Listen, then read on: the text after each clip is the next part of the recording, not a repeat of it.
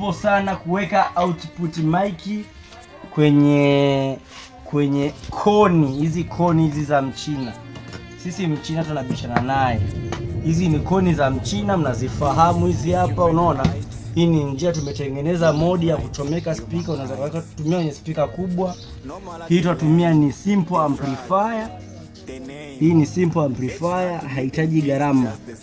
Umeona? Tutajaribu hapo baadaye, utasikiliza muziki utakayotoka hapo. Umeona? Hii ni mic yake ya ndani. Sasa sisi tunataka tutumie mic nyingine ya nje. Yaani output mic hiyo inatumia mic mbili, ya ndani na ya nje. Umeona?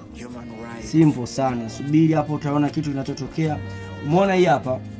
Hii ni aux port. Hii inapatikana sana kwenye redio, umeona, kwenye simu. Hii ni aux port.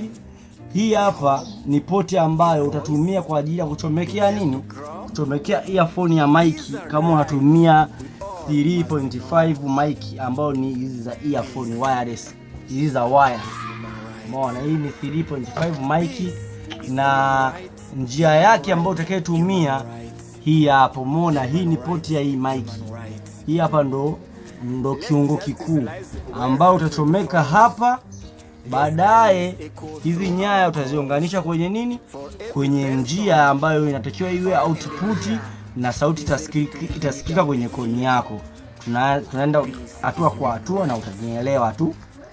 Hatua ya kwanza, unatakiwa uhakikishe nyaya zifanane. Mfano, mimi hapa nimevyoziunganisha, hii waya tutashumu ndo positive, hii ni negative, hii ni negative, alafu hii hapa tunayashumu kama positive.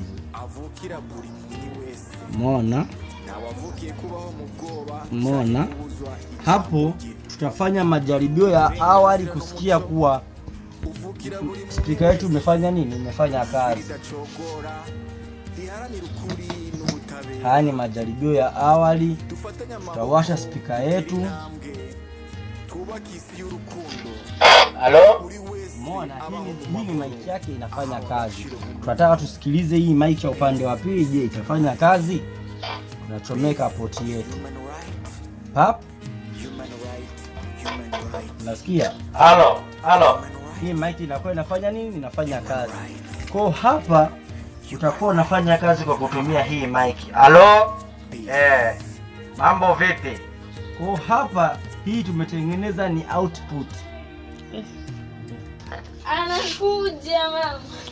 Umeona, hii ni output ambayo itakayepelekea mtu akiwa na rekodi, kama una matangazo yako, hii mic unaweza kuweka pembeni mbali na ukachomeka speaker yako kupitia hii njia hii. Maana hii njia ni ya speaker. Kama una redio unatumia njia hii hapa.